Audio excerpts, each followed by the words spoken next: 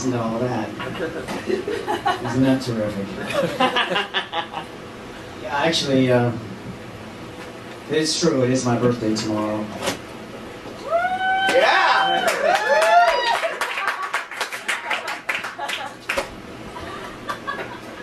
I thought that's why it was a holiday show.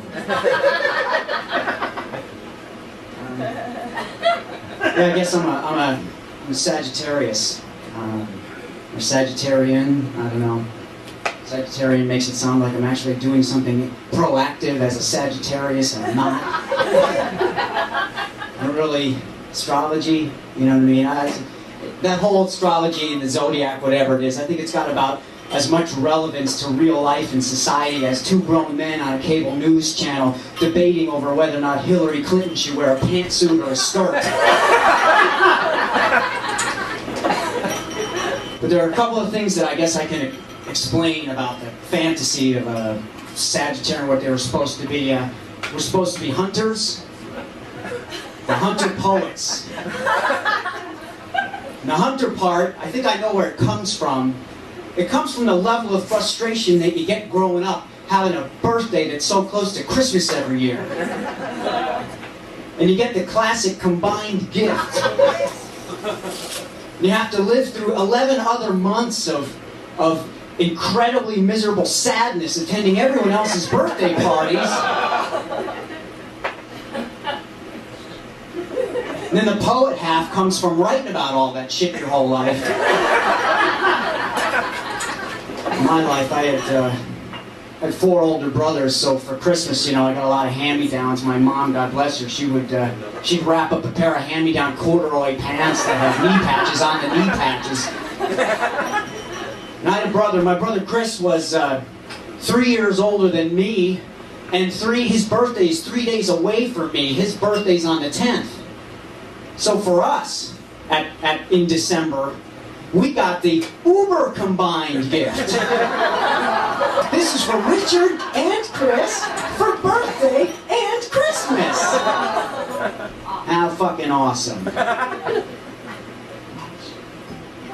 It would be like a game, you know, something we could play with during the day, you know, to keep us shut up, you know, be like Monopoly.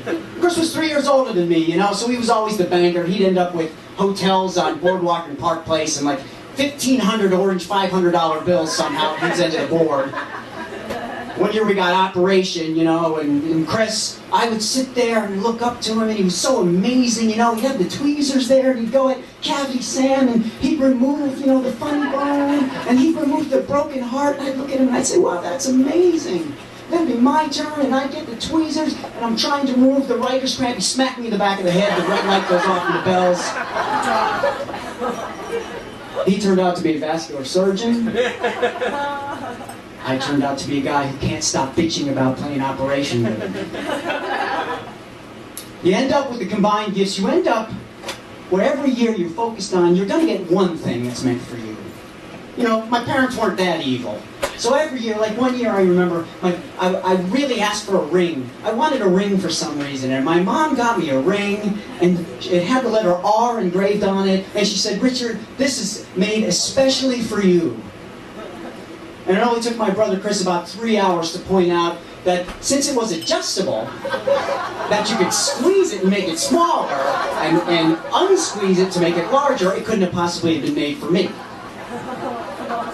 The next year was one of the more special years because I was begging for something Pittsburgh Steelers. I wanted anything Pittsburgh Steelers.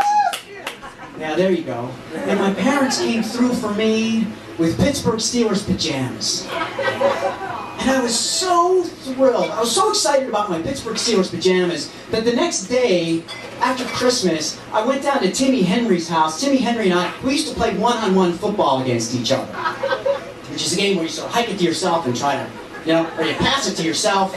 And so I put on corduroy pants and my you know, all my thermal under and sweatshirts. I piled everything up, and on top of it, I wore my pullover Pittsburgh Steelers pajama top. And I was going to go down to him, and I was going to prove that I was somebody. Because Timmy Henry, his dad was a dentist. He was the rich guy in our neighborhood. He got all that money off all our crooked teeth, and I was going to show it to him. But this day after Christmas, I show up all excited in my Steelers jersey. Timmy Henry comes out to the backyard in a head-to-toe Miami Dolphins uniform. The home whites, number 12 Bob Greasy, helmet, belt, cleats. He's wearing cleats to play me in one-on-one football in the backyard. It made me furious. Do you know what I did? I used my Pittsburgh Steelers wiles, you know, I used my working class craftiness, and I juked left and I juked right. I took advantage of the fact that his helmet was a little large for his head, so every time he looked this way, the helmet would block his eyes and look that way. I found victory that day, my friends. One year I got horribly ambitious. It got the best of me. And I couldn't sleep that night. And I came up with a plan in the middle of the night that I was going to sneak down and I was going to peek and see what I was getting, what my special gift was. Now, what I expected to see, I don't know, because it would be just a bunch of wrapped gifts. But in my mind, I was going to do it. So I snuck out of the bottom bunk bed. I had to crawl through my brother's room. They have 2 twin beds. I had to go down the steps. I was crawling slowly like a hungry panther in the morning on Serengeti. And I got into the living room, and I looked, and there it was. A beautiful blue Stingray-style bicycle with a blue and white speckled seat on it, and a big card that said Richard on it. My parents had really come through. But there I was. Now I'm stuck because I know the surprise. So I ruined it for myself. And I knew I ruined it for everybody. So I had to scurry back upstairs and I had to figure out a plan. So I get back, I'm on the stairs, and it's like, I notice the stairs in the house, they make noises, they creak and they moan. It's like, they moan. They moan like Lindsay Lohan showing up to work with a hangover. It's like, and they're creaking and then suddenly I'm growing up in the house of Usher. You know, like my family's the Monsters. The house was built probably in the 50s, but not the 1850s, you know? I'm sure it was built by a construction crew, not by settlers. I finally get my way upstairs and I'm lying in bed and I'm breathless and I'm nervous and I'm trying to think of a plan. And so I go to who's my favorite actor that I can use? It had to be Mike Lookinland. So I'm like, what would Bobby Brady do? Bobby Brady would lie. He would lie. He would lie. I'll fess up about it later, but not me. So that morning at Christmas, I waited, and my plan was, I'm going to come into the living room, and I'm going to curse like a drunken fucking sailor. I'm going to get in there, I'm going to go, holy shit, motherfucker! Because that would be surprise. Yeah, I'd end up with a beating that would make Idi Amin proud. But I looked, I saw the bike, and I fucking froze. And I was like, bike for me, I can't believe it. I ruined surprises for myself for my whole life. I can't stand any element of slight surprise. You know, I emotionally scarred myself as a child.